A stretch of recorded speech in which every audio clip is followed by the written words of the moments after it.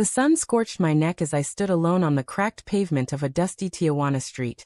My phone dead, my wallet gone, and my wife's laughter still echoing in my head.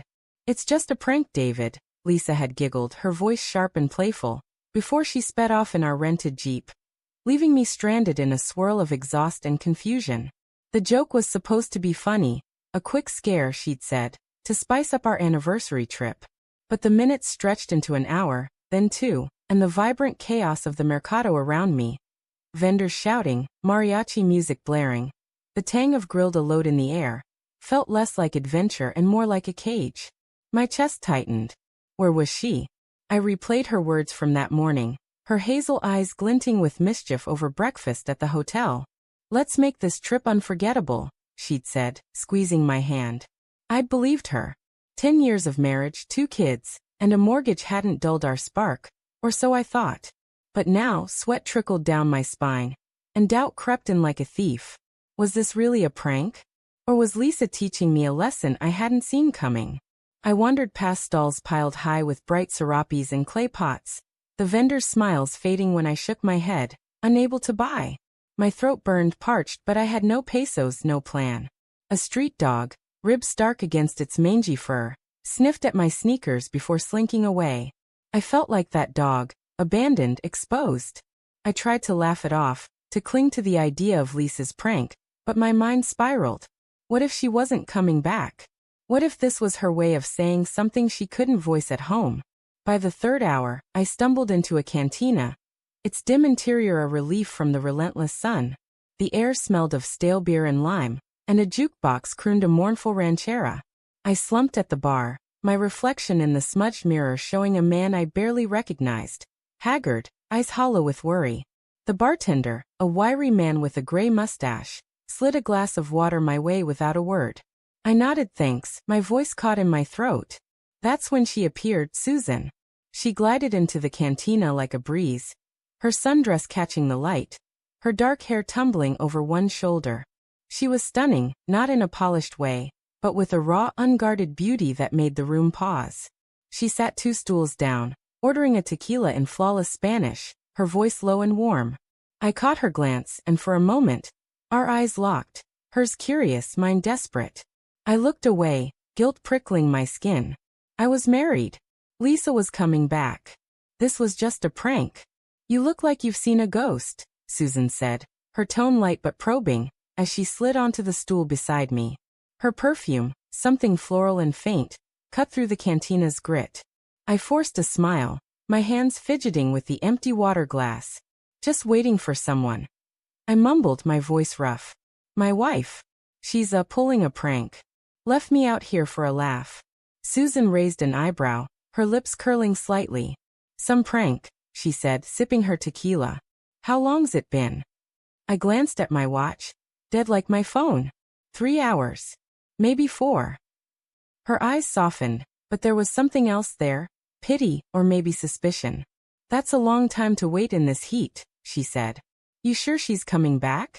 The question hit like a punch.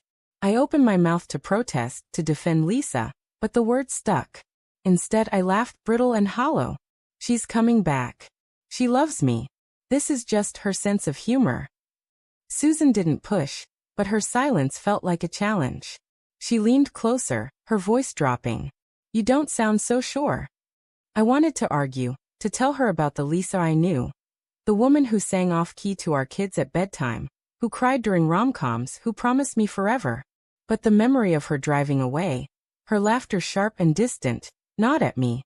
I ordered a beer, ignoring the fact that I couldn't pay, and Susan waved the bartender off, covering it with a quick smile. "On me," she said. "You look like you need it." We talked, or rather, she talked, and I clung to her words like a lifeline. She was a photographer, traveling solo, chasing stories in the margins of the world. Her stories, of markets in Marrakesh, jungles in Costa Rica, felt like a world I'd forgotten, one where spontaneity trumped routine. I found myself laughing, then catching myself, guilt twisting in my gut. Lisa was out there, somewhere. Wasn't she? The cantina grew louder, the evening crowd spilling in. Susan's hand brushed mine as she reached for her drink, and I froze, heat rising in my chest. I pulled back, muttering an apology, but she just smiled unfazed. "You're a good guy, David," she said. "But you're carrying something heavy. Wanna talk about it?" I didn't. But I did. The words spilled out. Lisa's late nights at work, her sudden silences, the way she'd started locking her phone. Small things I'd brushed off, rationalized, buried under the weight of our shared life. Susan listened, her gaze steady, and when I finished, she didn't offer platitudes. Instead, she said, "Sometimes people leave to see if you'll chase them. Sometimes they leave because they're already gone." Her words cut deeper than I wanted to admit. I excused myself, stepping outside to clear my head. The street was alive now, neon signs flickering, music pulsing from every corner. I checked my phone again, still dead, and my heart sank. 5 hours. No Lisa. No Jeep. Just me alone, in a city that felt like it was swallowing me whole. When I returned, Susan was still there, her camera on the bar, her fingers tracing its lens. "You're still here," I said, surprised. "So are you," she replied, her voice gentle but pointed. She hesitated, then slid her phone toward me. "Borrow it. Call her." My hands shook as I dialed Lisa's number, the one I'd memorized a decade ago. It rang once, twice, then went to voicemail. Her voice, bright and familiar, stabbed at me.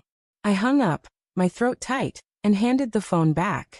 Susan's eyes held mine, and for a moment, I wanted to stay there, in the warmth of her gaze, where betrayal didn't exist.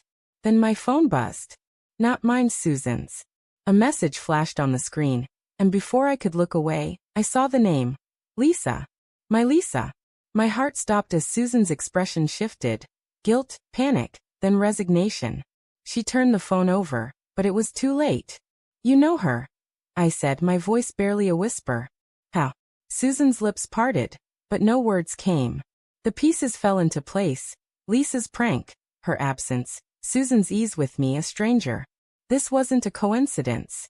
Lisa hadn't just left me here. She'd planned it. With Susan. "She wanted to test you," Susan said finally, her voice breaking. "She thought, if you were alone you'd slip. She asked me to watch you to see if you'd." She trailed off, her eyes glistening. "I didn't expect to like you, David. I'm sorry." The cantina spun. My wife, my partner, had orchestrated this, not as a prank, but as a trap. To prove I was unfaithful? To justify her own doubts? Or worse, her own betrayal? I thought of the locked phone, the late nights, the distance. The truth hit like a tidal wave. Lisa hadn't just abandoned me in Mexico. She'd abandoned us. I stood, my chair scraping the floor, and walked out into the night. The streetlights blurred through tears I didn't bother to wipe away. Behind me, Susan called my name, but I didn't turn back. Lisa had wanted me to fail, but the real failure was hers. And mine for not seeing it sooner.